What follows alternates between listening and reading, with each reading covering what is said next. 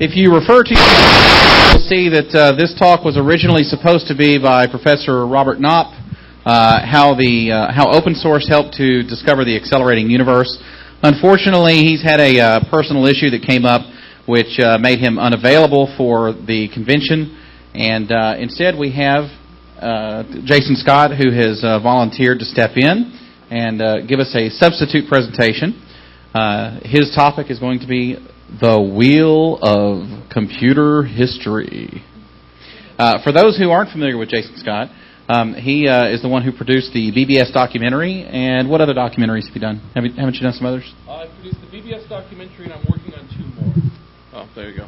And I'm working on 2 more. When are they out, or what are they about? Both. Okay, well, when you're working on a documentary and what you think it's going to come out is a whole different theory. When I worked on the BBS documentary, I thought it was going to be a year of filming, a year of editing, and then riches. And it turned out that it was 3.5 years of filming, a half year of editing, and riches. So for these 2 new ones I'm working on, one is called Get Lamp, and it's a story about text adventures, interactive fiction, Infocom, and everything else associated with them. The other one is called Arcade. It's about arcades. And I believe the current plan is for Get Lamp to be done by the end of next year, and for Arcade to be done by 2009. So we'll see. You have to plan ahead. Arcade is going to dwarf BBS documentary because I want to do it right. Doing it right is not always doing it quickly. Okay, before we hand it off to you completely, sure. After this presentation, we have scheduled a dinner break for 2 hours. So at the end of Jason's presentation, go ahead, take your dinner break, and at 8 o'clock, back in here for the next presentation of the evening. All right, Jason, I hand it over to you. Thanks. Sure. Okay, this is still your time to get out if you were here for the other guy and you want to be polite about it. It's okay. Perfectly understood. I don't use PowerPoint. I don't do presentations. I don't read from text when I talk. I'm somewhat improvisational, which can sometimes lead to great insight and sometimes lead to rambling. But one of the side effects of that is that whereas people have been trained to think that there's a screen next to them that tells them what to do, I've replaced that with the current world record in Mario 64. This guy played Mario 64 all the way through, 120 stars in 2 hours. Obviously, we won't get to the end of it. But if you find that I am going on about a subject and it's not interesting to you, just simply look over to my right, your left, and you'll see somebody playing Mario 64 really well. And what's important to note about this, actually, though, is that it is now 10 years since Mario 64 was created. And it's also 26 years, roughly, since Mario, the character with Nintendo, first came into being.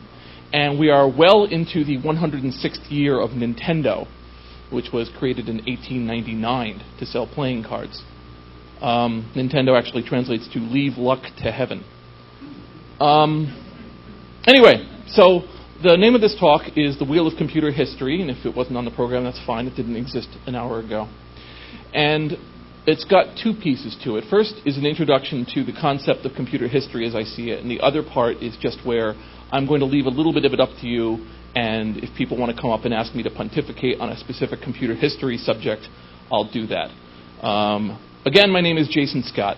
I'm known now for doing the BBS documentary because it's pretty and it has video in it, but most people know me because I'm the guy who created textfiles.com, which is a collection of bulletin board system era text files and before that is, at this point, an unusually popular site. I'm at 500,000 unique visitors a month now. And they come for various reasons. And one of the reasons that happens is because there are there's well over 1 million files now, but there are different types. So there's ones on computers, there's pictures, there's old stuff from ham radio days, and people just go in, grab the thing they need, and walk away. Sometimes people come in, see something cool, and just refer everyone else to it. I kind of like this situation. In other words, functioning as both a place where history is collected and as kind of a reference point on the internet where people can grab things works out well for me. I'm a very big fan of primary sources. I'm a big fan that it's if you can't get the person who did something, getting his writings works really well, then you get into people who wrote about that person, and then you get people writing about people who wrote about that person. After a certain number of layers, you start to have problems. You start to have a signal-to-noise ratio. So I'm a really big fan of going out and grabbing the old stuff. So this talk is called The Wheel of Computer History again. The Wheel of Computer History will refer to two things. First of all, it will refer to the fact that, like Wheel of Fortune, people will come up and hit me with old things. But it's also about the fact that computer history in its own way is very cyclical. It's extremely cyclical because it includes people. That's the one constant through all of computer history, is that generally people were involved. So because of that, people's natures, there are certain cultural mores and beliefs that people have that kind of stick around. Sometimes there's different ones. For instance, a trivia off the top of my head, here's a good example of a cultural change. FidoNet, which is a network of computer bulletin boards that flourished heavily in the 80s and early 90s and is still around today, worked by allowing a bunch of single-person's computers to dial other ones in what were first kind of a point-to-point, any point to any point, and then later a hub-and-spoke model to send messages worldwide. And it was all done using the telephone network. It was officially done using the telephone network and was done by amateurs officially and was basically the largest amateur computer network that ever existed. And this is all interesting in its own fashion. In fact, I ended up doing an episode on it because it was such a complicated subject. But I had the pleasure of being given a bunch of primary sources by Tom Jennings, the founder of FidoNet. And in it included a lot of his private emails, a lot of his early sketches, and so on. I put them all online. One which struck me rather interesting was a person who wrote, on the side of all this, Tom Jennings is gay. He has a husband named Josh who he's been with for 25 years. And there was a letter to him. Well, first of all, there were two letters. There was a letter from somebody named Josh in Seattle, who Tom Jennings didn't know, who said, could you please give the last name of your boyfriend because my computer system can't stay up anymore, because people are attacking my computer system and getting my phone line disconnected to get rid of the gay guy. And the other one was a letter from somebody working at Digital saying, we're no longer going to pass FidoNet mail. Have fun, ladies. Where it actually was signed with a digital.com address. And that's in late 88. So you can imagine today if somebody from Google.com said, we're not going to allow you queers on our network, and signed it with a Google.com email address.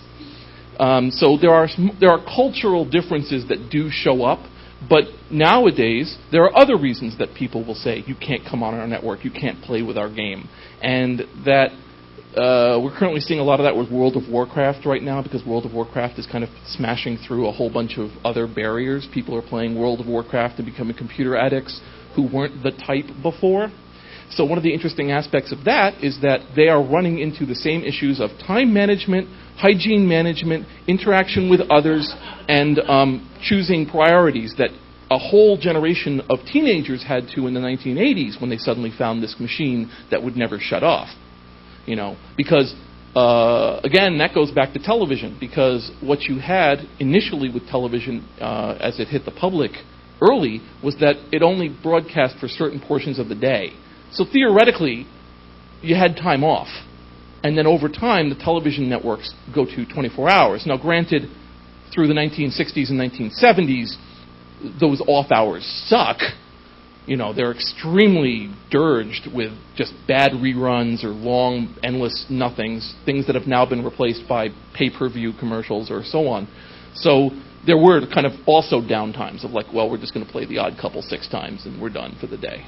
But now you will literally have, today, new content generated 24 hours a day for your pleasure and edification in 30 different channels. People say there's 300 channels and nothing on, and the answer is, well, there is stuff on, but it's all kind of falls into the same cyclical pattern of like, well, what kind of show do? We do a show about our subject. Well, we don't have enough of them, so let's go buy from this central content, and that's why everyone plays WKRP Cincinnati. There's a channel in Canada called Book Television. You can always tell when a channel is about to kind of go south when they start having stuff not related to the subject show up, and that means that they're trying to once again consolidate and commodify. That has nothing to do with computer history. But it is interesting to me because, once again, when I hear people say things like, what is computer history? For some people, this is computer history. I mean, there are people who will be at this con who literally this came out when they were 10 or they were 9. And there will be other people who will be in college and other people who will have gotten, they got this and they bought it with their Social Security check. So it ranges heavily. And so for some people, you'll see people say, well, 5 years ago, back in the old days. And then there'll be people who are like, ha-ha, I remember 10 years and 20 years. And I do have to point out, my area of expertise is computers from about 1970 up through the present day. When I speak of things before, I have to fall into the canon. I'll talk about the canon in a moment, but I have to fall into the canon. So if you talk to me about, you talk to me about the Oric, or you talk to me about Atari, you talk about, let's see, if you go anywhere up through Nintendo's computers, and you go up through consoles, fine. But I've had the pleasure of spending time in computer historians who go back to the 30s and the 40s, and they can kick my ass back then. Because, of course, like now, there were always companies interacting, trying to promote computers as being useful in a certain way. Their audience slowly spread out greater and greater. But again, a lot of the same promises, a lot of the same suggestions. So as a result, for instance, you'll see that whenever a new technology comes out, the first thing that people indicate is that it's very useful in the kitchen. Nowadays, the kitchen is the living room, because that's the way life has changed for us, right? Our living rooms are our kitchens now. They're our most functional room in the house.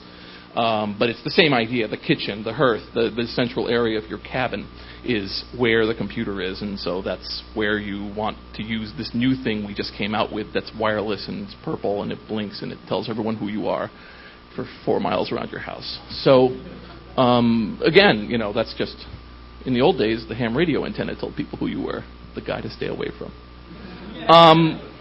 Because anyone who's going to put a 60-foot antenna on the back of his house, don't go on his property. But anyway, so when I first started kind of collecting computer stuff, I was 12. This would be 1982. 81, I had first gotten into modems, and in 82, I started collecting things. I can't quite explain why, at 12, when I still thought I was immortal, that I was still collecting all of this wonderful stuff that I would see. Other people would go to these bulletin boards and go on and read information given to them. Everyone here know what a bulletin board system is? Do we have anyone here who doesn't know? Just go like this for a moment. Okay.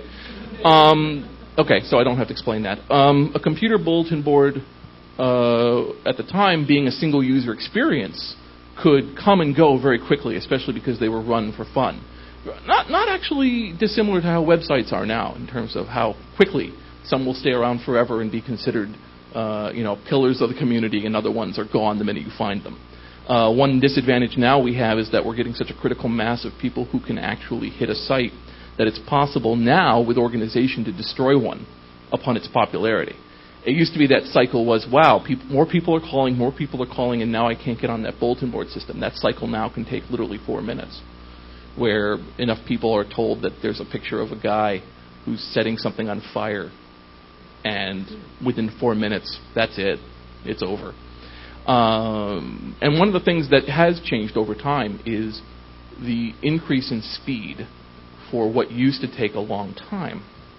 So, for instance, in the old days, you might have obviously, audio and video have changed radically. Even in the last 5 years or the last 10 years, I had the displeasure of having to go through some old CD-ROMs. I collect old shareware CD-ROMs.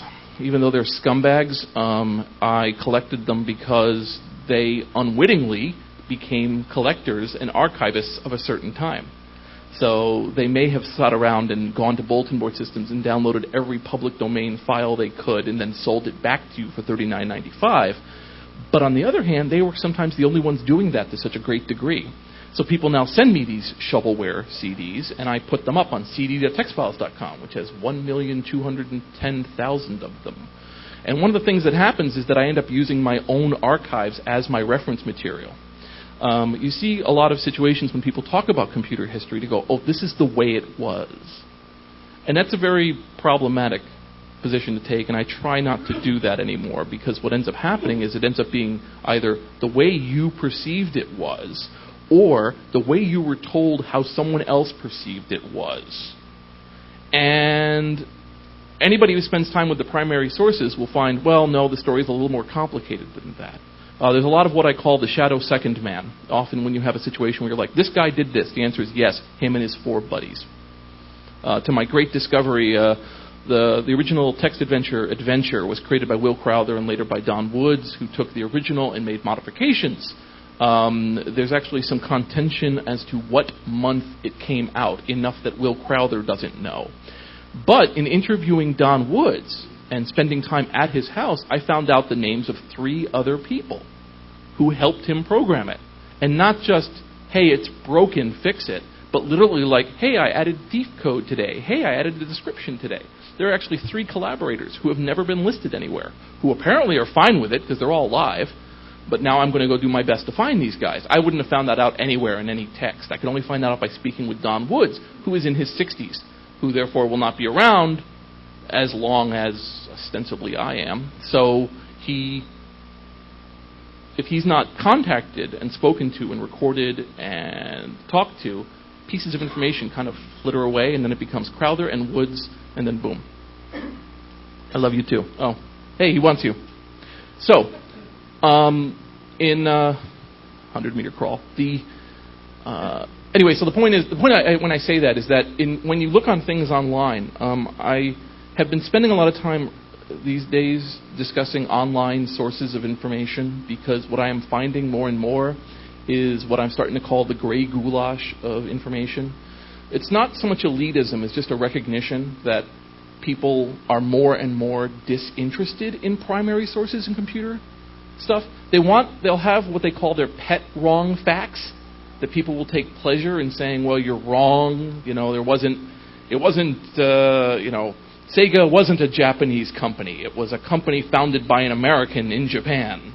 And they'll be very proud of themselves. But they won't know anything about Sega's early electronics work in electromechanical equipment that they moved away from as they found that they were able to make more money in arcades, And maybe people don't care about that, but the thing is that if you're going to play the game of, well, I have more accurate information than you, there's a lot of argument for going all the way to the end of it and saying, well, then I'm going to get lots of accurate information about it.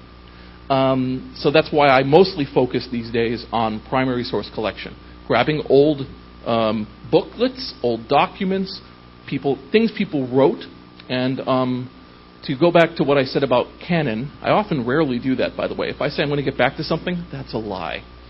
When I say canon, what ends up happening is that history tends to freeze itself over time. People need a shorthand because they're not as interested in what happened 400 years ago as they are what happened 50, 10, and 5 minutes ago.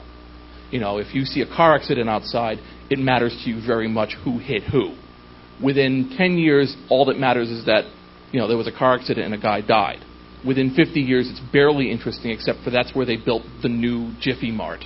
And then within 100 years, you're screwed. I don't think you're going to find anybody who even remembers that cars hit people like that.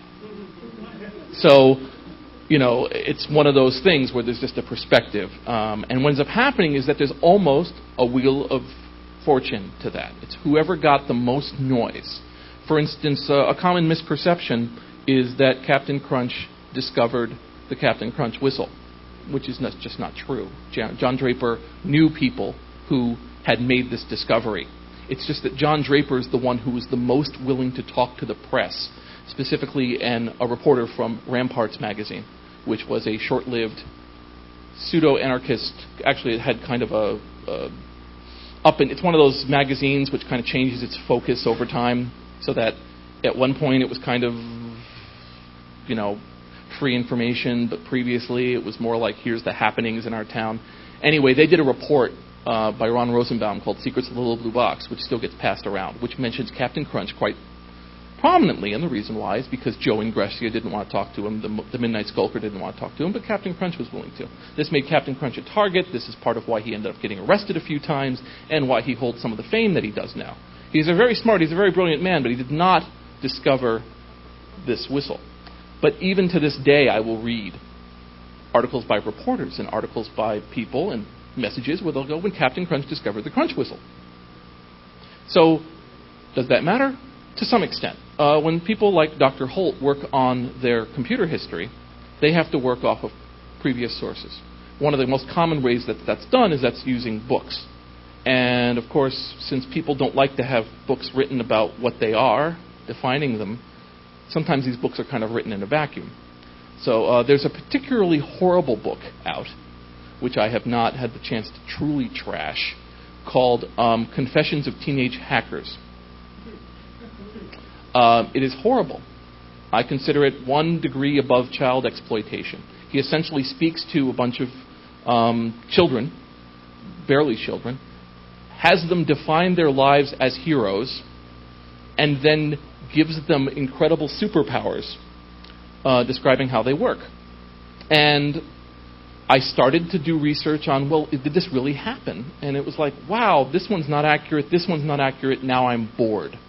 Because I'm finding, anyway, so for instance, he gave an example of a young female hacker and indicated how on her first time playing at this DEF CON event, she won the event, showing some sort of superpower, right? She's the classic kung fu story of the young, unexpected hero that rises up and beats. It's a great story, too, and it ends with good music. But the thing is that when I looked it up, what happened was that it was a typically run, kind of loose DEF CON party.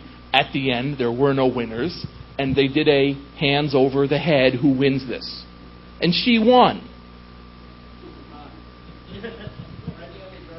Yeah, so in that way, it's kind of like a kung fu story, actually. One girl. So anyway, so it's a case there where to discover that, I had to go read an awful lot of forum messages, go through a lot of websites to find that. Websites that are dying and going away. So what you end up with there is a case where that book, which is hardbound, which means it's going to take a long time to dissolve in the earth, is going to be used as a primary source, and is being used as a primary source. It's full of lots of statements like, after 6 months he knew all there was to know about hacking. You know, just phrases like that are very useful if you don't know anything and you're reading, because it sounds like you're learning about somebody who's a killer. But in fact, it's not true. Additionally, here's an example that particularly pisses me off. There's a subject in there reporting involvement with the LOD busts of 1990, which became known as the hacker crackdown, related to an AT&T switch crash, which occurred. I don't know how many people know about this thing in some vague fashion. Okay, how many people know this in a really exacting fashion? How many people were in the room when it happened? Okay, so, oh my God. What happened was there were a few lines of I forget the exact term. It's a term in C. It was basically a poorly executed loop in some code. And what happened was that they upgraded the code in January of 1990. And when the code went in, and I mean it's known exactly what code this was, it went to an upgrade, and the upgrade caused it to overflow, and the switch crashed. And what this did was, this exploited an unexpected bug, which caused the nearby switch to go, I'll take over for him, oh shit, down. And then it started to cascade. So they pulled back the versioning, or they were able to isolate the problem enough to get the switches back up. But this caused an extremely visible destruction of the phone system. Enough that a number of investigations that were going on due to a woman named Gail Thackeray, located in Arizona, which were being kind of pushed through, and let's watch them, and what could possibly go wrong with these people. It doesn't hurt to keep an eye on them. Suddenly there was a press of, get somebody for that. And so they busted the Legion of Doom. And this became the subject of Bruce Sterling's book, The Hacker Crackdown. Now the thing is that within 7 days they knew exactly what code had broken in the versioning. Right? I mean, within 7 days of January, they knew that this problem was related to a C code. But they had already kind of gone through with the busts and the resultant kind of broken lives that were going on with that. Now, in a mere 12 years later, in this book, Confessions of Teenage Hackers, he describes how the Legion of Doom took down the phone system on January, and that it caused a hacker crackdown on this community. So here we have two problems, right? A, by using the phrase hacker crackdown, he's betraying the fact that he kind of glanced at the book. And B, he has forgotten the core concept of the first chapter of the book, which means that he didn't get through the first chapter. He and I have had very unpleasant emails, mostly involving him, mostly him questioning my priorities. So, but when the things is that when the chips are down, people start to look at the canon. They start to say, oh, this happened, right? Oh, Socrates, he drank some hemlock because of something. He was convicted of corrupting the youth. Right, exactly. And that is probably somewhat true. But Socrates also was the guy who said that the proper age for a wife was 18 when you were 34 because he had just married an 18-year-old when he was 34. Doesn't get out as much, does it? No. Corrupting youth. Anyway, hemlock. So the thing is that what does that do? Why is that? Why is the history like that? And sometimes it's to serve a function. It's because it tells a story that says, if you think too much, you will be killed. Good thing we don't have that happen too much anymore. And it's a very efficient story. And it says, maybe you should think more, but try not to drink the hemlock. So it gets useful as a parable, right? But it's not historically accurate. Now, there's a wonderful man who writes books. His name is Tom Standage. And he has written 4 books. All of them brilliant, and what I think a good history tends to be. He's got one on things people have drunk over the years, The History of the World in 6 Glasses by Tom Standage. He's got one about telegraphs that is astounding, called The Victorian Internet, where he shows, again, culling from original sources, shows how, because you had to charge by the word, an entire book language popped up where they would start to have 10 to 15 letters, and the 10 to 15 letters would be a full and complete order for a store. So you would have AZZ52 means literally buy 5 bushels from this particular vendor and deliver it by this point. And there was a lawsuit because they messed up a letter and the guy bought 5,000 instead of 500. So the courts, by the way, said, fuck you to the guy who was suing, because it was like, well, you know, if you were sending human messages, you would have noticed they misspelled dough, and, you know. So he lost that. But Tom Standage goes ahead and finds all of these wonderful original stories of, the pride that was held by telegraph operators in their job, and that once machines came in to take away the need for a person, that it went from being one of the most esteemed and beloved wizard positions in technology to being the lowest form of drudge work and not worthy of anyone. So there are parallels everywhere, and he finds them. He has 2 other books. One is on the Mechanical Turk, which was the chess-playing machine from the 17th century.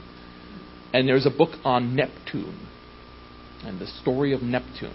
Brilliant piece of work, again, because he goes down and discovers the 2-week period when this guy was going to, when this head of this scientific group in England knew that the French were about to discover Neptune, but he had a guy who he was waiting on to discover Neptune, so he kind of lost the information about this other guy and didn't let this other guy see the information, so that when he discovered it, as he was very close to doing, they could go, we discovered it. And he discovers, and he grabs this down to like the week of like Monday he goes on a trip, Friday. And that's very exciting, because so often before it's just, a guy discovered Neptune by using mathematical calculations, and he goes into all the detail. Some people don't want to know the detail, and that is entirely fine. In fact, one of the great things about the modern world is that we have the ability to block everything out. There's some stuff that we can't block out, but that's usually when we enter public space. But when we enter private space, we're actually pretty good at it, because usually our switches work. So we can turn shit off. And there's a great benefit now to being able to turn stuff off. But there's also a benefit to being able to get as much actual information as you want. And there's a lot of what I said, gray goulash. When I'm using the phrase gray goulash, first of all, you don't like eating shit that's gray. That's the first thing. But the other thing is that in a goulash, as opposed to a soup, in a soup, all of the component things are mostly unrecognizable. Like you can sort of tell probably this was a chicken at some point. But with a goulash, there's just enough pieces in it for you to convince yourself that what you're getting is a chicken.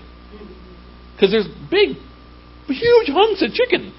And so I'm getting a chicken. But it's like, no, you're getting a recombined chicken soup liquid gel. So, a lot of times now that's what we're getting when you stuff. I'll only say it once. This is what you get with Wikipedia. I'm now known as a pretty heavy Wikipedia critic, and I'm being flown around a few places this year to go speak. That's why I didn't make this speech on Wikipedia. I'm being flown to a few places this year to speak about Wikipedia. And a lot of it just comes down to it's being used and held up as a good source of information, and that's not true. Now, can good information be gotten from it? Yes. If there's one thing computer people are very good at doing, it's basically filtering out shit, right? So you watch a movie that's filmed with some handheld jerk kind of aiming it at an event, you're good at okay, I saw a shirt and it was two people who did it, right? Your brain is built to do that, to demarcate out the information you need. But you can't compare what the shot is to being there or talking to someone who's being there. You're seeing this. You can often have a case where somebody will go, well, the Wikipedia article says this, and it's like, yes, there are people who are working very hard to destroy the information in Wikipedia. Wikipedia has a problem with information that doesn't exist being added to it. There's no real mechanism within the architecture to prevent somebody from adding false information and giving false citations that don't exist on the internet. Anyway, so when I talk about history to people, I always say there's three layers. When I did the Bulletin Board System documentary, there were a lot of times that I was sitting in the room with the guy who did the thing, and they'd get it wrong. And I knew they got it wrong. But part of that was like age, part of that was interaction, part of that was just what time in their lives this happened. Going back 25 years, people start to build up a story about themselves. I discovered this because I have a girlfriend who's no longer a girlfriend who has photographic memory. She can tell you what I wore every day we were dating. And so a lot of times I'll say to her, boy, well, we had a good time with this. And she's like, no, we really didn't. You said this and this, and I did this and this. It was horrible. But in my mind, I was a gent. So, it's part of the reason why some people don't like photographs and movies and stuff that belie what actually happened. So in talking to people, though, one of the advantages and why I would put up full interviews that I did was that sometimes I found people, again, three layers. There's the history that people think of being the history of things. Fernando Marcos was deposed or whatever. Then there's the actual history, something that a person in a palace with Ferdinand Marcos would tell you about this person doing this, and here's where we started to see the cracks. And then there's the actual history, which nobody may know. Like, sometimes people are very good at lying to themselves about what they were. And if that's the case and you were the only person there, we're screwed, right? Where did this idea come from? I spent some time, there's a game called, nowadays it's called Pimp Wars. Previously it was called Drug Wars. Before that it was called Dope Wars. It was created by a guy named John Dell. I spoke with John Dell. What a pleasurable thing that was. I spoke to this man. Ironically, he does programming for an anti-drug bureau. But beyond that, he created it back when he was in elementary school. Actually, sorry about that. High school as part of a programming thing. He did it because he saw a commodities training program. And he kind of said, wow, this would be cooler if it had drugs in it. And he submitted it. Yeah, exactly. Just JAD. Just add drugs. So we have a JAD extension to the new browser. Just add drugs and it works fine. So, yeah, exactly. So the thing is, though, is that when I put up his interview, in which I had his claim that he was like, oh, I saw this come out of these program, I had someone post after it who was basically, no, it's a complete fucking ripoff of Taipei. It includes this, which is from Taipei. It has this from Taipei. Now, we have a situation there, right? This is the guy who created Drug Wars saying, I created it this way. And we have another person, who I don't know, saying, it was created this way. And I went and looked up Taipei, because I have the primary I've got a lot of ROMs. And I've got a lot of ROMs because it's the easiest way in some ways to track back. Who created this, who did what. You got proof right back there because back in 82, if somebody's working on Ultima 17, they're not going to go, well, if I do this in 20 years, that'll show this kid. So you get that, if you're lucky, you get that advantage. Another problem, though, is that over time, right, there's been like everyone kind of knows, right, that the George Washington cherry tree thing isn't true. There's a whole thing with that where it was added by a guy in the 4th or 5th edition of his biography of George Washington that he wrote 15 years after George Washington died.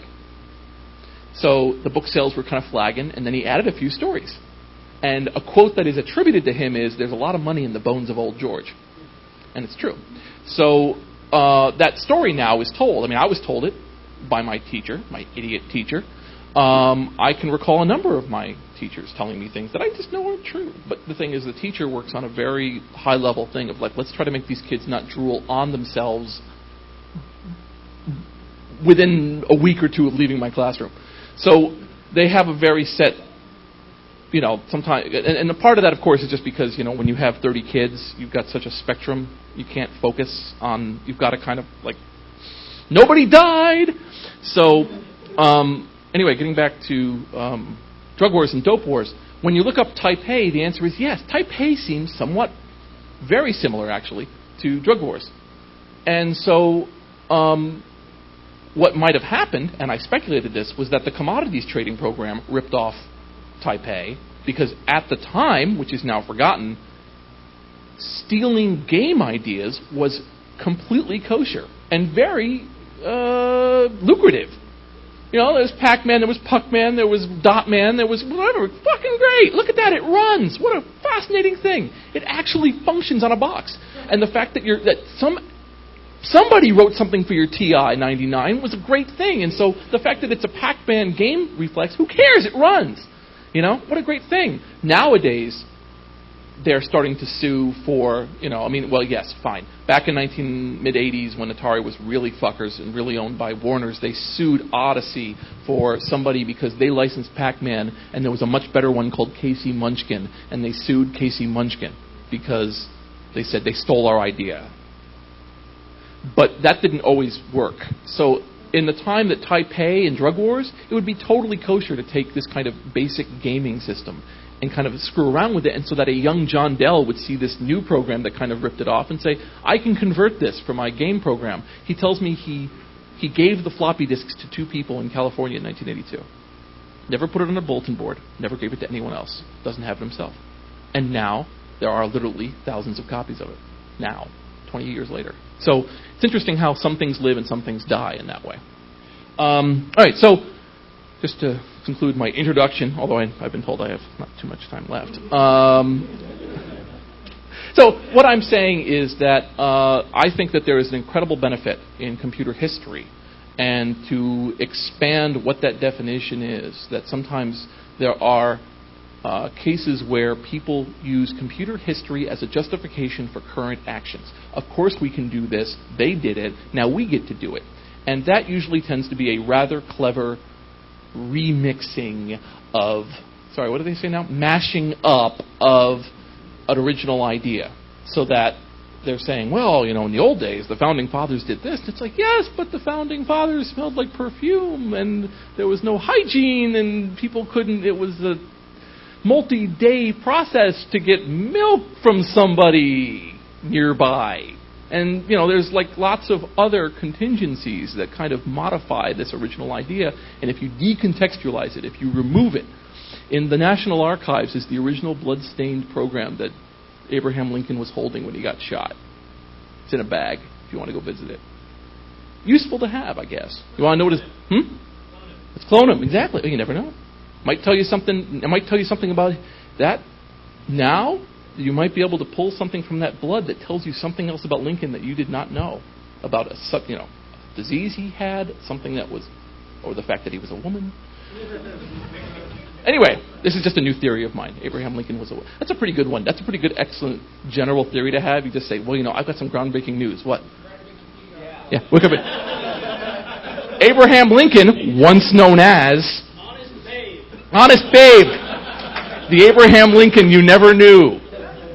Anyway, so let's just play a very quick game here. It's called Wheel of Computer History. How's he doing? Is he kicking some ass? Look at him. He's at 31 stars, that motherfucker. It's kind of funny. This entire subculture is called speed runs, where there are actually, and again, I like subcultures, there are speed runs in computers. And the idea is that you take these games that are somewhat old and you go through them as absolutely fast as possible, sometimes utilizing tricks, bugs, and other problems to get through. It is popular enough that it is already substrated.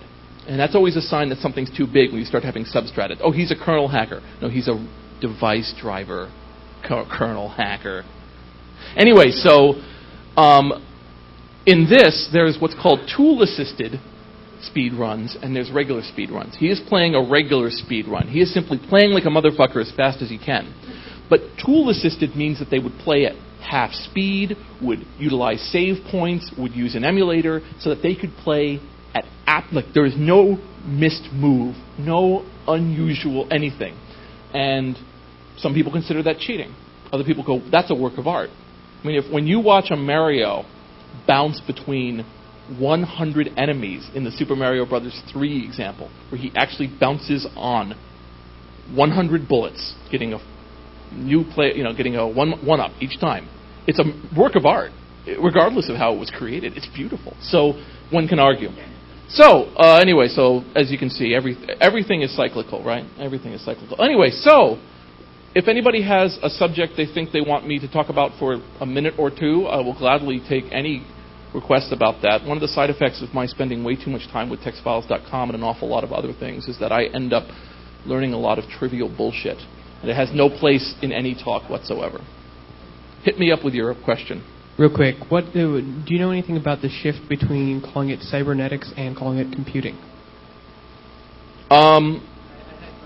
My dad has a book from, I think it was 40s or 50s. It was basically the transcripts of a conference on cybernetics, but it's big computers. There's a beautiful old one written by Weizenbaum, I believe, about computer ethics, the coming future of computer ethics that he wrote in the 40s. One of the pleasures that I had actually was that there was I was reading up. Bear in mind, I'm kind of a math retard. I never took math past the 10th grade. There's a lot of basic math functions I don't understand, and sometimes to do something I will do a whole bunch of stuff, and someone will go, "Oh, you mean this function?" Oh well. So I didn't really understand where regular expressions came from, that there was a field of mathematics where they were having trouble tracking the numbers because you had to be able to say, you couldn't just say, take 1 through 1,000. You had to say, well, take 1 through 1,000 except for where the number multiplies this way or has a 5 on the end. Well, how do you put that in a paper and not make it a friggin' mess? So a language called regular expressions was created to be able to say, say you take this, and that would enable you to demarcate this as being a certain set of numbers. And it was an entire language. And one of the architects of Unix, whose name I'm now unfortunately forgetting at the top of my head, had read this paper when he was in school. So when they were working on string matching and stuff, he said, I'm going to use that old mathematics language. That was kind of neat. I'm going to use it for matching stuff in here. So he was using stuff before the computers could do it, to do this computer. And I wrote him to basically say, you are a badass. I think this was like 2004, I think I wrote him. Like, dude, you are a badass. It's nice that you can actually, like, I have the email address of the guy who invented pinball flippers. That's nice to have. Hey, pinball flipper guy, made those pinball flippers. Because pinball didn't originally have flippers. That's what made it a gambling game, and that's why it kept getting busted, because it would give you money at the end. It was basically a really slow slot machine. And they invented flippers partially to get away from saying that we were not games of chance. We were games of skill. Just like poker, apparently. So, the being able to write to this guy who created Unix and co-created Unix, I think it was Richie. I think it was Richie I wrote to. It might have been the other one. No, it has to be the other one. Not Richie. Huh? Yep. Wrote to him and said, thank you for being such a badass and thinking so far ahead in this way. Because there aren't that many brilliant people I run into. And you're one of them. Thank you. Anyway, so he said, I get these occasionally. I don't know what to do with them. Thanks back. Again, what do you do when someone just, hi, you are a badass, I have nothing else to contribute? So anyway, there is a lot of research that's done prior to computers taking over today. Like nowadays, right, we have a beautiful amount of information we can pull from, right? I mean, if you want to write a script that takes news articles and tries to demarcate what geographic area they're in and make a flash animation that shows you where the new information is coming, there's a lot of news articles coming in. That wasn't always the case. That means you would have previously had to type in the articles out of your newspaper and then run them against something that you might not have been able to get the information to be able to figure out, well, where is this town located, and so on. Because you might don't. Anyway, so the point is that nowadays we're at such a... the good part of our lives in all that information is that there's a lot of cool crap to play with, whereas before you kind of had to say, one day, upon the entrance of cool crap, this thing can be done to it, which is what a lot of Weizenbaum's work is in computer ethics and so on. So the cybernetics thing moves away towards computing, I want to say, in the 50s, but the thing is that computers I have a book called History of Computer, Early Computer Networks. And it's all these online systems, literally dozens and dozens that existed in the 60s and the 50s. They had their own names, their own people on it, and 12 people could get to them, and they cost millions of dollars. And they were all run like kind of internal to different companies and different groups and parts of the Army. But we don't think of those. The first thing we think of is CompuServe, or The Source, or America Online, which used to be Quantum Link, which used to be Game Master, which used to be a couple other things. So Xylox, the two-headed Atari 2600 cartridge. Anyway, supercharger. So, it's interesting to me in terms of the fact that there's a lot of precursors where, like I said, they don't have the stuff yet. So they have terms for it. I love reading the books where they say, this is what life will be like, and then reading and going, you were wrong. There's a wonderful documentary that's now on YouTube, I think. Well, it was last I checked, called Hyperland, it's written by Douglas Adams. It stars Douglas Adams and Tom Baker. And it talks about the coming hypertext revolution. It was created in 1990. And it's got a bunch of stuff talking about it. And some of the stuff is absolutely true. And some of it is total bunk. But not a lot. For instance, they are really big on the concept of the Micon, which was the movable icon, which was an icon that had a little animation. We discovered now that people hate that shit. Because standardly, the moving thing on the screen is trying to sell you something. You know, that's the thing, right? It's hey, asshole, buy this. It's nice. It'll make your penis big. So, but there's other stuff in there where they have him clicking through all these events and people are talking and then an icon pops up and he clicks on the icon and he's like, this is all very confusing. And he's like, yes, it is. Isn't it great? And their satellites are real time. The satellite view. He shows you clicking through and looking at the satellite real time, but we now know that right now that's not very efficient for Google Earth. But Google Earth exists. So, not bad, huh? Anyway, do we have another one? I think there was somebody else who had one. Yeah, I have a question. Sure. What books would you recommend for computer history and the early computer history, especially? The stuff that happened before most people consider computers are around. I recommend Victorian Internet by Tom Standage. Okay. Hacker Crackdown is good, although it gets some of the names wrong and it gets some of the facts wrong. But it's probably one of the better ones, a better attempt anyway to tell that story.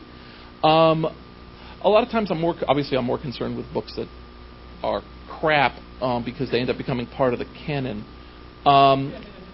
There are books where it becomes extremely useful because you can see how people perceived things and where we went differently. So as a result, there's Future Shock by Alan Topher. There is the coming. What's that? Oh, okay. If it's like that, The Coming Micro-Millennium is a book that came out that tells you in 14 years you'll be able to store all of the world's information on the head of a pin, kind of stuff. That's very interesting because you can see where the priorities are. Just to deflect for 1 minute, I have a theory thing that I've been working through with, which says that a lot of the computing story can be told as basically, wouldn't it be neat if, hey, we did it, oh my God, it killed somebody. And you can see this in a lot of technology, land technology. You can see this in the creation of equipment where basically first somebody says, wouldn't it be neat if a bunch of computers could network?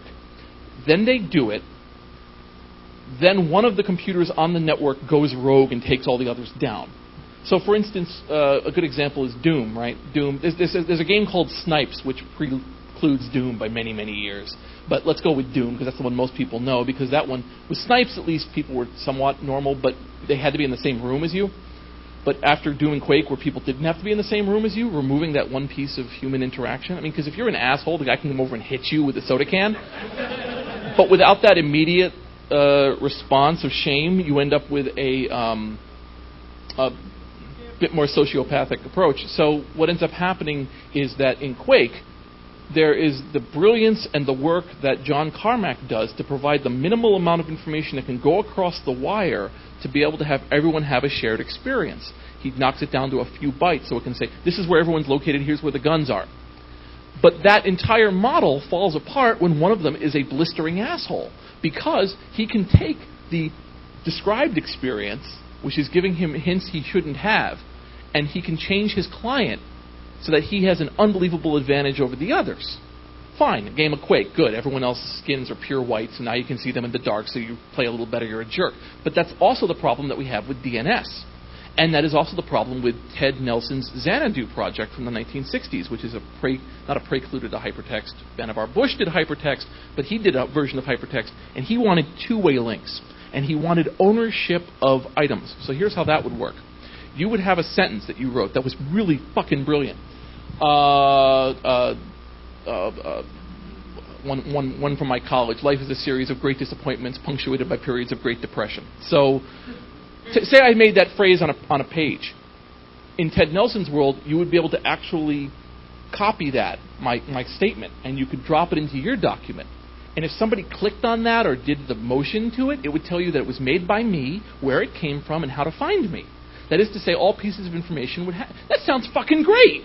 And if you write the thing, it's wonderful. And then the assholes come. Because the first thing a spammer will do is grab all the information he can do, put his ad in place, and start pasting it out in as many places as he can, getting his message out so people will buy his penis pills.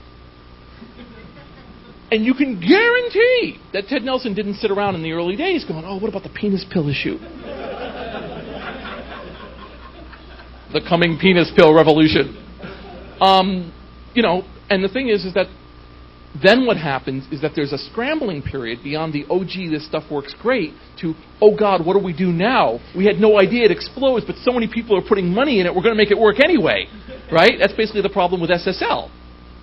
Is, okay, here's security so that you can buy your shit you were buying. They broke it.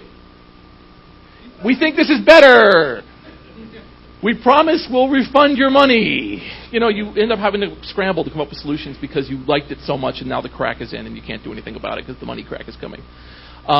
So I think that, again, this is one of these things that just kind of happens. And once you recognize it, you stop falling into the traps that we get lost into in this world, where you'll say things like, somebody needs to... I need to defend my subculture because people will ruin it. And that happens all the time. It happened to bikers. It happened to flappers. It happens to people who used to do work in biochemistry. It worked in that way with sailors. It just was like people who don't understand our internal lingo are now in here doing stupid shit and destroying what we had that was so wonderful and special. And now it's ruined. And if we somehow hold on to the old opinions that we had and the old mores that no longer function because there's too many people in it, it'll all go back. Doesn't. So what you do instead is you say, using the knowledge I had before, I'm going to kick your ass again a whole new way. That's the way to go about it anyway. All right, that's all. I think we all have to get our dinner. Two small announcements. Just whatever he has to say. And then thank you. The other thing is, because wait, the meal ticket. I'm selling copies of my BBS documentary, $40, 3 DVDs. It's a 5.5 hour, 8-episode series on the bulletin board system, and if you were able to stay awake through that, then you'll probably want it. Step 3, profit. Okay, actually, officially, we are doing dinner break. If you want to ramble more, feel free to do so. There's nobody up after you. Oh. If you want to, I'll talk. My internet penis is here. You are what you eat. Well, the penis pills, which don't work, there was that case where they busted that company in, I think it was Arizona, for selling penis pills, and they had made $3.5 million selling penis pills. Why? So you can leave? Yeah, basically. Okay. My wife's going to take my ass otherwise. Okay. That's fine. Yeah, go ahead. Do you know who Dana Boyd is? Yes, I do. Do you? Are you? Can you? Are we dating? Speak a little bit. Well, you'd be a pretty lucky guy, but if can you speak a little bit about her contexts that she speaks about? You were just talking about people screwing up. Yeah. I don't. Okay.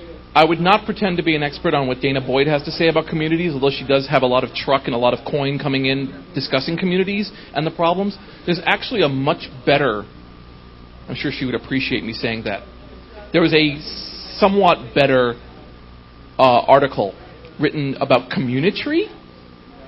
Community broke me. I finished my BBS documentary and discovered nobody bought one. I figured out this whole history of bulletin boards, and community kind of shows up in the middle of it, and I never knew about it. And it's almost like amoeba,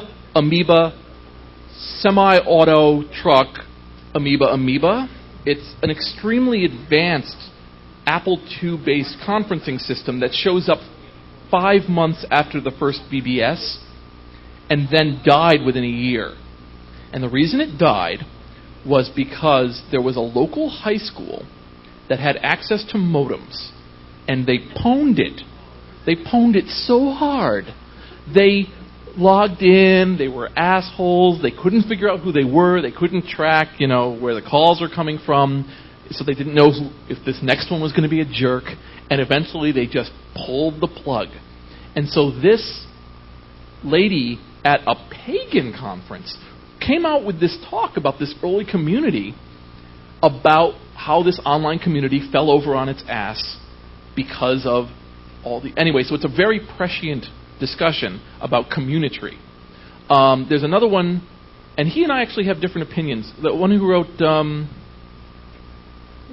I want to say it's Dan Gilmore, who wrote about the tragedy of the commons and discussing how if you made things too open, people... He wrote things in a certain fashion, but yet he really likes Wikipedia. And what I think it is that the more I've tried to understand that, why people have that problem, I think it's because, like Las Vegas, they like the idea often more than the actual thing. Because Las Vegas sounds like a great idea on principle, but I spend a week in Las Vegas every year. I love it, right? But I go to Las Vegas in a very specific fashion for my own specific needs that are probably kind of antithetical. I don't gamble and things like that. So... in similar ways, I think a lot of like Wikipedia, the fact that it's like, wow, this shouldn't exist, but it does, kind of that soap bubble kind of a deal, like, wow, this soap bubble is still going on, and when I go to it, it seems relatively accurate, and I'm surprised by the amount of work going into it, so it must be good, kind of a deal. Like a lot of people are dropping teacups on it, and so now there's a huge pile of teacups, and you're like, wow, that's a lot of teacups, without really thinking, why is there a big pile of teacups here? Anyway, so and for a lot of things, it ends up becoming kind of the default, right? It kind of blows out. This was part of the issue with open source, right? Is that it's very hard to compete against free, and the only way to really compete against free is to say, I'm so good compared to the free thing that you'll want to give me money. And for the vast majority of people, they're like, it doesn't hurt that much to use the free thing, so they'll eat it, right? I mean, GCC is a bit of a mess, but it compiles stuff. So good. I don't need to buy. Could it also be that there are factors that you don't understand that are contributing to the synergy of the different contexts that aren't supposed to get along with each other but are getting along with each other? Are you saying so? Maybe there's a reason I don't know that it's popular. You'll never get me to admit that. That's not being addressed by anyone, not just you, but anyone. Oh, I see what you're saying. Well, yes, of course. There's a whole critical mass thing that Wikipedia does that nobody... They are the best free encyclopedia currently in existence that you can edit. That without a doubt. And the thing is that all of those represent barriers to competition. Citizendium will die. And the part of the reason why Citizendium will die is because Sanger doesn't have the salesman ability that Wales does. Wales, right? Wales can point to a falling down house and say, great land, free building supplies, right? Bonus supplies. And that's important. You have to have somebody who, people don't like Richard Stallman, but Richard Stallman has maintained truth to the point of hating his own organization on places to stay true to what he believes in. Whereas a lot of people, it's pretty much wind. So, you get a lot of that. I have no doubt that Wikipedia fulfilled. So part of the reason that I go off on Wikipedia, yes, I'm fucking Wikipedia thing, is that I think that when it collapses into whatever it's going to collapse into, more things like it will happen, and people will hearken back to the good old days, just like they hearken to the good old days of Usenet before the great split, the great renaming of 1988. Some people think of it as being destroyed at that point, when it was suddenly the case that any asshole could create a group. And they pop it off to the alt group, and that's where you get alt.swedishchef.bork.bork.bork, which is where it all starts, and then you start seeing more like alt.fan.whatever.bitch, and things start adding, right? And it's funny because the whole Usenet thing has parallels to Wikipedia, but that's another case where people say, if we make enough rules, shit will be controlled. Right? With Usenet, there's a whole set of policies that you have to follow in the RFC to create a new group. But people started to create any group they wanted to. And even if it didn't fulfill it, and enough people fell into it that it was kind of cool that way. So yes, the answer is, what I say instead is you can learn from what it was and what happened to it in another 4 or 5 years. You go, where did Wikipedia fall down? Because I have people on the inside, and it's falling down. It's falling down very quickly. And it's not going to be the same. It can't sustain itself right now. It's dying on the inside. 4,000 articles are created every day. 2,000 articles are deleted every day. They have internal names. Right now, you cannot create a character whose first name is Willie and have him stay. He'll be deleted automatically by a bot eventually. You can't use the word elephant in any article on Wikipedia because they will find it and remove it or change it or demarcate it, especially if you're new. There's a whole set of rules in place. Elephant? Colbert. The elephant article is still edited several times every hour because of Colbert. Still, months later, still is. And, Jimbo Wales, as a salesman, will point to it as like, ha, look at the funny things that happens to us. But in fact, it's really causing destruction for them. Literally. And they don't have much functionality in the way to handle directed quality vandalism. That is to say, they are creating super viruses. They're creating people who are really good at being such good hoaxsters that they are undetectable. And then those people who are learning that at an early teenage age are going to use those skills in the new information age for their 20s and 30s. They will be able to lie to you and you will never know it. Ever. And then sell a book. Huh? And then sell a book. What? I'm a computer science teacher, and my students, when somebody does that in class, edits Wikipedia and it's wrong, they don't like it. The other students say, they look at that person and they say, you're a piece of shit. For what?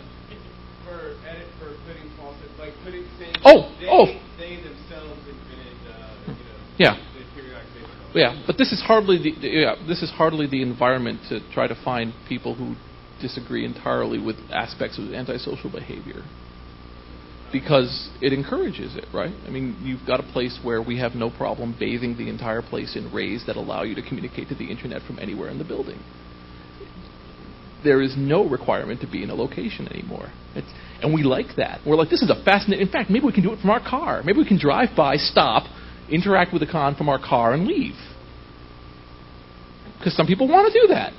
And olfactory-wise, it might be good. But that would fix the smell problem, wouldn't it? Just everyone sits in their cars and there's just a big screen with the presentation outside. Anyway, a drive-in con. Jesus Christ, that'd be fucking fascinating. That'd be really good. I could see someone doing that. The only problem... Well, the only problem... No, you have those little things on your car. Anyway, so...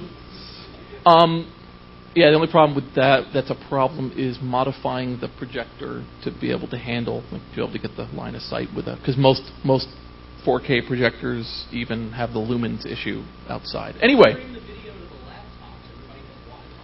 that's true. But then why do you need the drive-in? Oh wait, because of the sugary food. Because you need a little building full of fat people. Anyway, so. You see, if you work it out hard enough, you can actually. People are fun. So anyway, no, there's a certain shame aspect with Wikipedia vandalization, which is part of the thing. But there's also a wondrous and great feeling because of its current fact that it's one of the 15 most visited sites on the internet. If you're able to fuck with George Washington's article, you have fucked with George Washington, essentially, right? I mean, you have changed George Washington's. Perception, the perception of George Washington by the world, because people will hit that site and they will learn something. So, yeah. Have I been vandalizing Wikipedia? Hells yeah. I've been having a great time doing it too. Sorry. In fact, I'm giving a talk at Nauticon, the speech next April, called Wikipedia Brick by Brick, and by the time I give that's the bomb. So anyway, you can look forward to that one. You know, the ones where like they do something and then that thing stops happening after. That'll be what it is. Anyway, it'll be a great time. So anyway, God, enough about Wikipedia. God, it kills you, doesn't it? Anyway, did we have any other things we wanted to hear me talk about? What's your website? I have several. Oh, that bbsdocumentary.com. Textfiles.com has a link to it. Are there any other sites that are interesting right now? Getlamp.com is the text adventure documentary. Yes. I'm speaking with the creator of MUDs, Richard Bartle, in another couple of weeks, actually. And I spoke to the creator of Legends of Future Past. I've also interviewed the creator and author of Choose Your Own Adventure books. Anyway, so yeah, no, you always try to expand out. That's why my documentaries, I try to make them better. Is Bartle the creator of MUDs? Bartle is one of the creators of MUDs, yeah. I'm interviewing Bartle. He did it with other people for money, but yeah. He's basically it. He's certainly a grand, towering figure in that. And in fact, he told me he wrote a Choose Your Own Adventure book. Anyway. Choose Co. has DVDs, yes. And that's actually an extremely complicated story. You'll find more than once that when you have a situation where two people did something together and you interview them 30 years later, they hate each other's fucking guts. That's how Adidas and Puma came about. Because Adidas was the sneaker company owned by these three German brothers, the Dorr brothers, and one of them had a falling out and went down the road and created Puma. And they exist to this day, right? And they are in competition with each other, and it was because these two brothers hate each other's fucking guts. Same thing with the Kellogg's, right? The Will, that's an easy one, right? The Will and Harvey Kellogg issue, right? There's W.H. Harvey and then there's Harvey Kellogg, and one had a sanitarium, a Kellogg sanitarium, and he sold crushed cornmeal to keep down the sexual appetites and increase fiber in his patients. And the other one said, we could sell this. So they created Kellogg's, I forget the exact, I think it was Kellogg's Corn Flakes, but it might have been Oat Flakes. Anyway, was it Corn Flakes? And then, yeah, so WH leaves and goes on a holiday. And in the meantime, the other one starts putting sugar in it, which is complete anathema to the way the other one, and the two brothers didn't speak ever again. 30 years they didn't talk. But anyway, so with the Choose Your Own Adventure guys, there's like one original Choose Your Own Adventure guy, and then I spoke to him, and there's another guy, and they don't talk, and they hate each other. Well, not so much. He tells me he doesn't hate. That's a bad way to phrase. He told me specifically, I don't hate him. I hate George Bush. I don't hate him. So, but it comes down to there is a company called Choose Co. that pulled back the Choose Your Own Adventure trademark from the dirt because it had been dropped by Simon & Schuster, and which now owns the rights to Choose Your Own Adventure. The guy who created Choose Your Own Adventure, it was previously called The Book of You, and before that it was called Sugarcane Island, and created it in 1969, but it didn't get published until 1975. And that's a good example, because I have spoken to someone who has essentially a doctorate in text adventures. And he tells me of course, Choose Your Own Adventures were a complete reference to programmatic books in this work. And I brought it up with the guy, and he's like, the what and the what? Because he was a lawyer who tells me that he got into Choose Your Own Adventure because he wasn't very good at telling stories, so he would keep asking his kids how the story would go next. And he thought, that's a pretty good way to tell a story. So he wrote this book, and he has given me rejection letters from places saying, essentially, we can't use this. It's more like a game than a book. Not really a book. We can't publish this. Anyway, so that's one of the advantages, really, of talking. How's he doing? Oh, he's up to 59 stars. Kick ass. There's 120 stars, by the way. And I never get tired of this. I love speed demos because, especially if you know the game.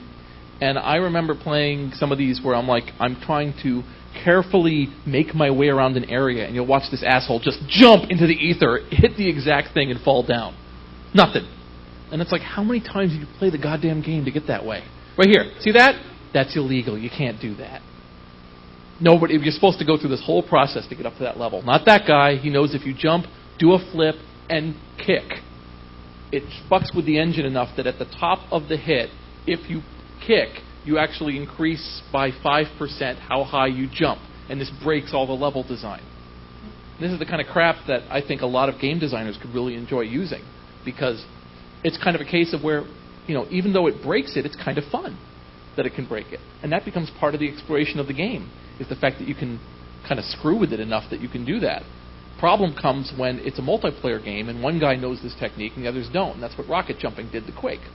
Once it was discovered that, wow, rocket jumping can cause me to jump higher than I ever did. All the levels break and get to everything. All right, so is there anything else we wanted to talk about here? Because, I'm just fucking fascinating. I'm like a TV show that never ends, yes? Yes. That's from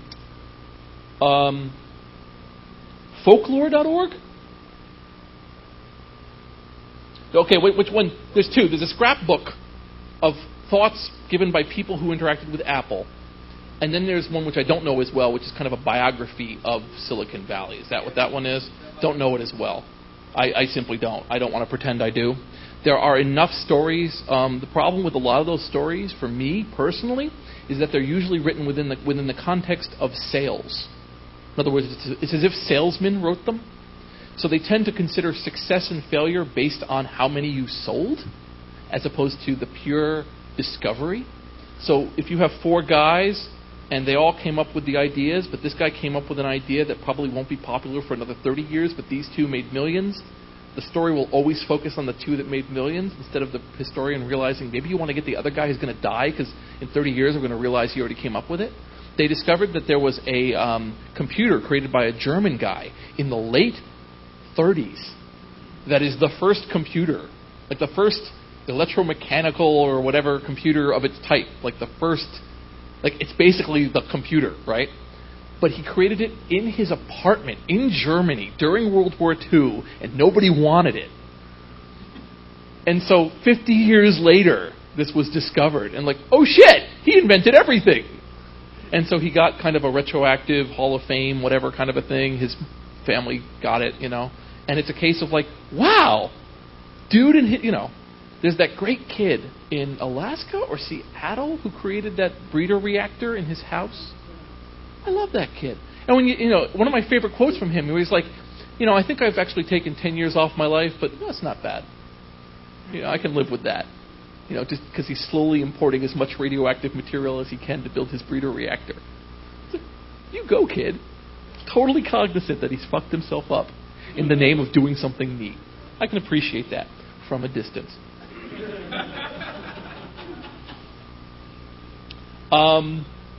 Anything else? Yes, sir. According to you, who wrote the first according to me, who wrote the first program?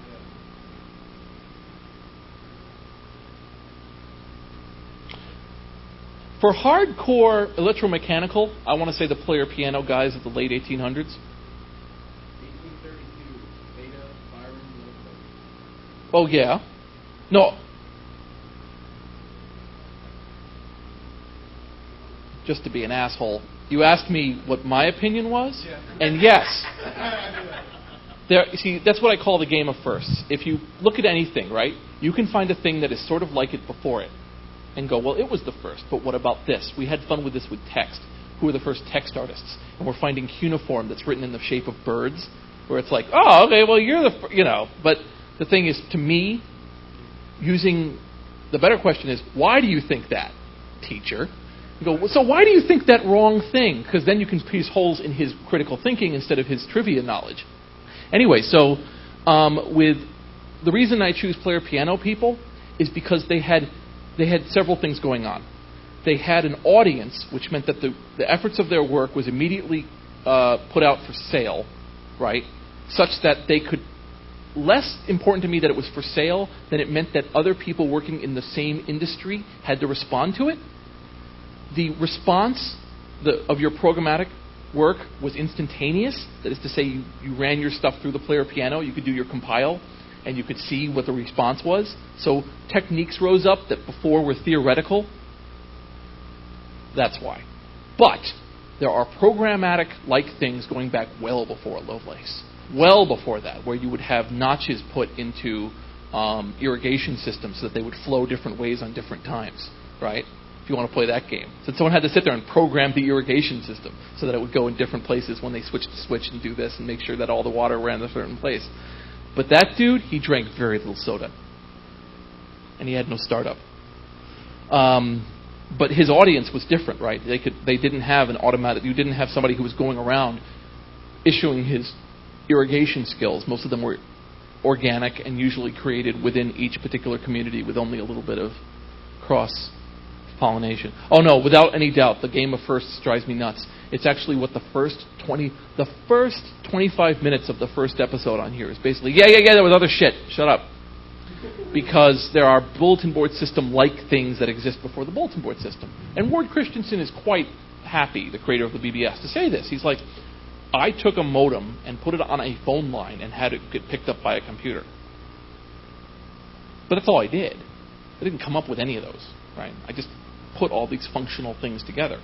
But there was Community Memory, which was a 4-terminal BBS that existed in the Berkeley area that all hooked up to a central computer. There were 4 terminals. One was in a laundromat, one was in a record store, one was in a library, and one was actually at the offices. And people were writing messages, and there was an asshole, and there were for sale messages, and there were everything else, right?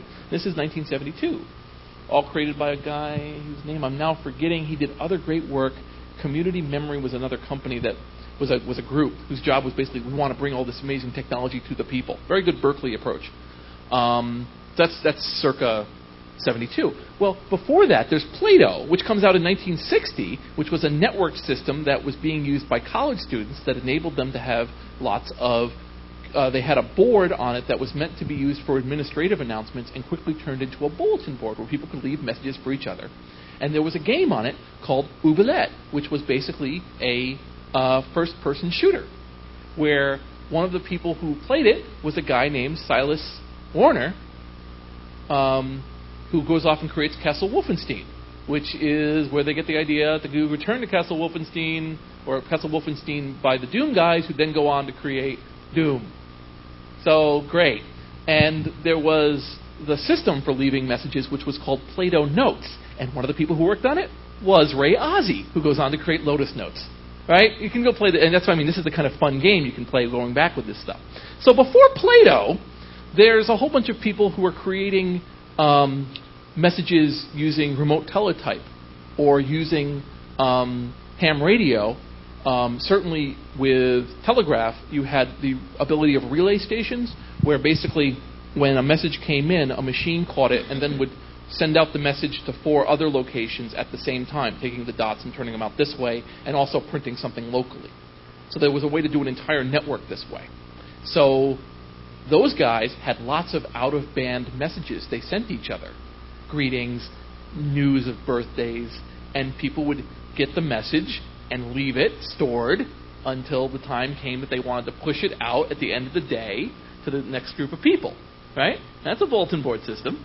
It's slow, not great bandwidth, and your packets could get a cold, but there's a great argument there. That's a bulletin board system. You can do that, and that's the great thing about history. You can be an asshole all the way back to the beginning of time. That's why I always like so it's good that you ask in your opinion, because that's why I'm like, player pianos, let's just stop there, right? That's pretty good. Player piano shit is really good, because after player pianos, they moved to these merry-go-rounds that have programmatic tapes in them to run an entire instrument set. So there's one line for cymbals, there's one line for cymbals, one for a violin, one for a trumpet, and so on, all the way through. So these guys are the first mod trackers because they have to work that way. And in fact, Scott Joplin, had to make his extra money that way. He made extra money doing mod tracking on the side. He was young and he needed the money. I found out Joplin wrote an opera. I listened to some of it. It's something. It's like a big, huge rag opera. Anyway. I've beaten that one into the ground. Any others? Yes?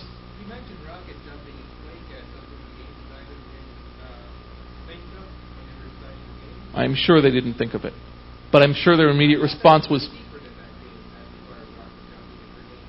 No, the concept behind rocket jumping is you fuck with the physics engine enough to cause your character to go someplace it can't.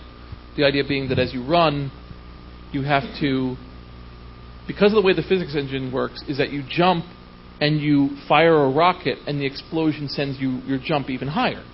That requires some modification of your client. You have to put a hotkey in to be able to make your character jump, look down, fire, look back again. So the designers unintentionally put this in because they allow macros to exist. But they didn't expect that a combination of the macros. A good example in this fucking game, and it was almost like 1996, remember this thing comes out. There was a trick in the castle. Does everyone know this game? Okay. So in the game, there's a staircase, okay? And as you can see, like that, you can see someone run up the side, right? And again, he'll do it here. Bang, up, over, and he'll do it again, flip himself over. Anyway, on the stairs, it's possible to get stuck on the stairs. That is to say, you jump up and you hit the stairs. And if you hit the jump hard enough, he gets stuck in the stairs. And he gets stuck in the stairs enough that he gets shot backwards, jumping the stairs. So you see him go, jump, brrr, like literally like a vibration. Like, brrr.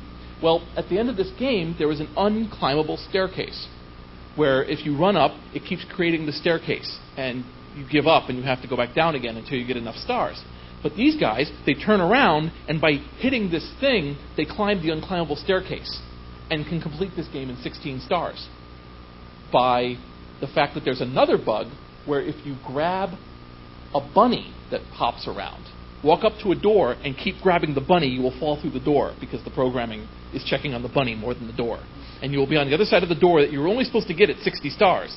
So you turn around and keep going, leaving the bunny behind. Poor used bunny.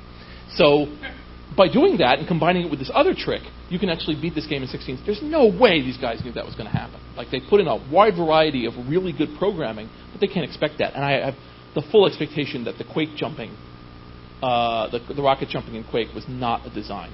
There was a design flaw that could then be utilized to have an even better game. So. I might be thinking there's a part where I think there's a small hole before that you have to jump in the hole. There might be the case that they have some trickery in there, right? Yeah. But the thing is, there's a difference between commit this act to beat the game, in other words, complete this puzzle thinking outside of the box, to do that all the time until you win, right? To do this until you can get to places you weren't supposed to. There's a beautiful speed run called Quake Done Quick with a Vengeance. It's a sequel to Quake Done Quick. Quake Done Quick, really quick. Quake Done Quick with a Vengeance has cases where they beat levels in 6 seconds. And the way they do it is because the programmers were all clever, and they would have you come out and look up and, oh, there's the exit that I need to get to, and I have to do all sorts of stuff. But if you explode yourself up high enough, you just blow yourself backwards into the exit in 6 seconds.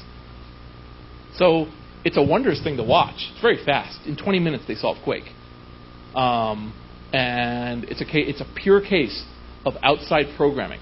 One of the big tragedies that can happen sometimes is people get kind of hung up being given the environment they're handled.